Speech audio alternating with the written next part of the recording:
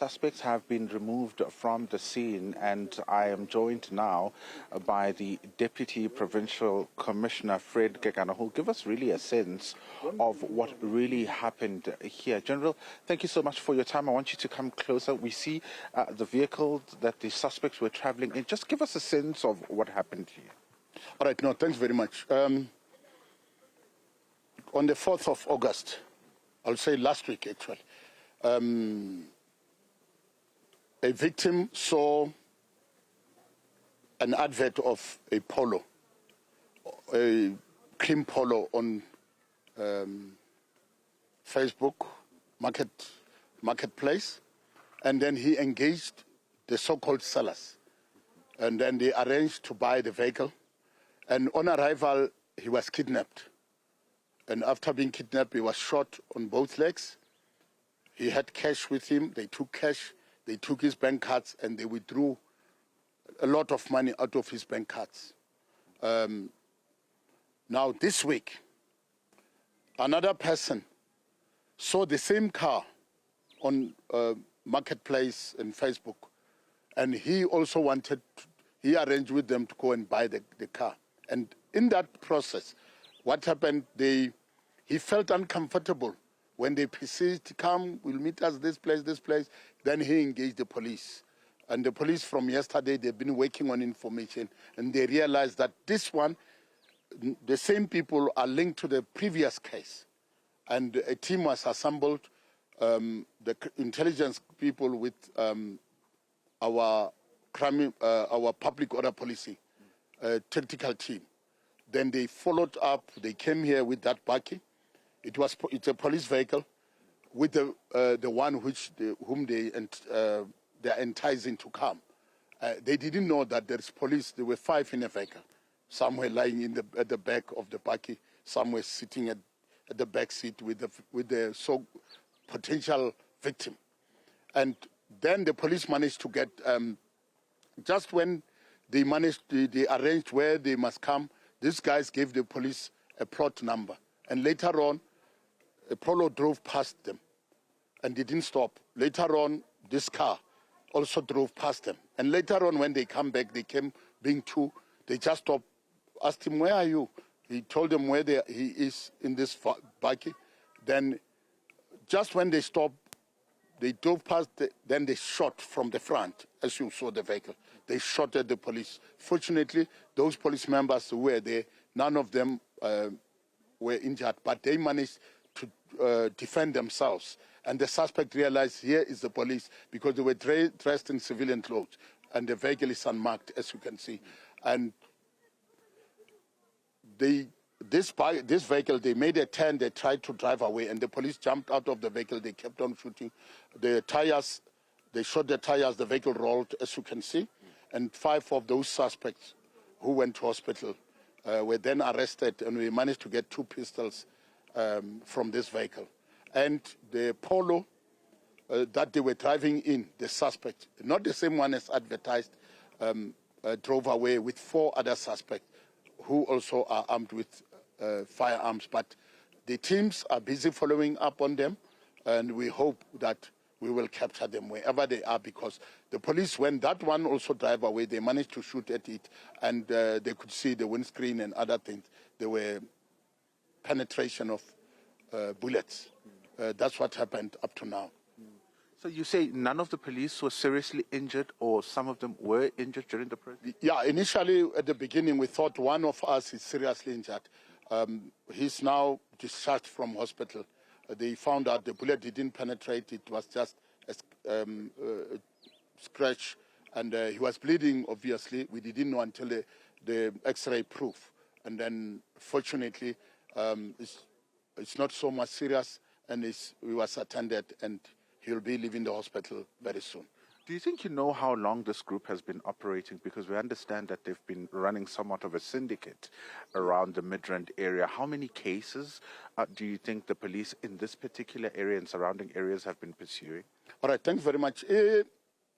This group, not necessarily that is the same as the one operating in Winterveld, but we had this trend going on in the Gauteng province. In Midrand, obviously, to Sandton. There have been this group that entice people by advertising most expensive, beautiful things, including vehicles, with the price of next to nothing, where people will then get enticed. And our people fall into it. You can see this vehicle, it will never be that price. Even a bankrupt person will not sell it so cheap. But they fall into the trap. Keep on going even to those people, arranging with them, and when they arrive, they get kidnapped. Their valuables, even their cars, got taken away from them, and our people are sensitized. Please be very, very careful, especially these things you see on Facebook, on marketplace, on Facebook, or any social media where they market. Before you can even meet the people, do search or come to the police and say, assist me, I'm uncomfortable, I suspect something. Or alternatively, arrange with them, let's meet at the police station. Yeah. And then you meet at the police station, therefore they will do nothing. That's where you can talk and negotiate. Then you are, it's a safe place. Unlike you fall into a trap like, look, these people, they come from, the suspects come from Tembisa, two come from Soweto, the suspects. And they said, they gave them the address here in the plots right there at the back to say we are at number so-and-so, this street in Midrand. And they came, and you can see during the day it's very quiet. Nothing is happening. And that's where they'll corner them and they will end up not having any place to go. And they become victims on something which they can and could have avoided. Talk to us about the profile of the people they're targeting. Is it women, is it men, or is it generally everybody? No, in this two incident, the one which they robbed, it's a man, even today, and coincidentally, the one who they wanted to rob today is the friend of the previous victim. Sure. Yes, but through intelligence, we managed to trace this. And just briefly, talk to us about, I mean, as police, when you venture into these operations, we see the vehicle was impacted. Do you think that these are the kind of vehicles that maybe you should be using, given that there isn't much protection for the police that are doing this very serious and dangerous work? I don't understand the question. My question relates to the police? Armored vehicles, maybe bulletproofs and stuff like that. No, but I think protective gear. You saw that vehicle. It didn't have much impact in terms of the bullets. Although it did penetrate, but it didn't have much impact. But it did cause damage, and it could have cost the lives of our members. As police, we are part of the community. We are human beings. We are part of the community. From the community, working for the community. And we expect the community to be law-abiding citizens. And we expect the community to be the eyes and ears of the police, to assist the police, to share any information with the police of any criminal activities within their space. And we cannot, as police, go around with armored vehicles. It doesn't make sense. We are a community or policing-oriented type of institution.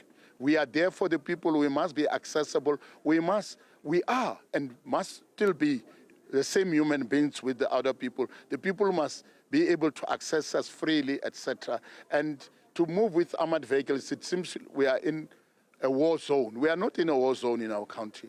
It's only these little few criminals who think they can take over and do as they wish. And we'll deal with them one by one.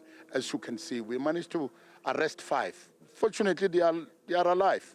They are fortunate because they were shooting at the police. Yeah. And how many were injured in this instance? And have you discovered the prevalence of these kind of crimes happening in areas that you say are very quiet and there's very little activity happening? Yeah, not necessarily, because these ones, they enticed people, but they brought them where they wanted to interact with them. They brought them at a secluded place where there is no hype of activities. Criminals, mind you, are criminals. They come with any trick which they think will work for them, not knowing that if the people come to us as law enforcement, as the police, we also up the game. Hence, today, you see this good success. And out of them, we hope that we are going to link them with more other cases of that nature. And just the suspect's injuries quickly? For now, the vehicle that left, we suspect they are injured. The teams are busy following up.